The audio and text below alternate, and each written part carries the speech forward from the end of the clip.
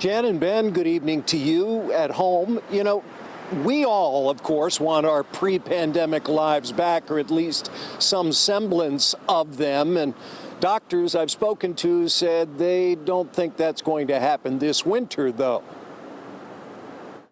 The triple threat Connecticut hospitals expect to be facing this winter includes RSV, the flu, and COVID. The biggest concern is that this winter, if we do have a COVID surge, which a lot of us are anticipating, that all three viruses at once can really strain the resources of our healthcare system. To the point where there's been discussion of constructing field hospitals similar to the ones built for COVID in 2020. Right now, we don't have plans to have a field hospital, but we are calling in additional doctors and nurses to help out. He says RSV is a common cold virus that hits the pediatric population very hard, but this year it's been worse because kids are just getting back together in large groups. My own kids are a great example. We've really isolated since the beginning of the pandemic, and then this year we brought them back to school and daycare, and almost immediately we all got RSV. Doctors, of course, recommend the flu and COVID vaccines to help avoid hospitalizations.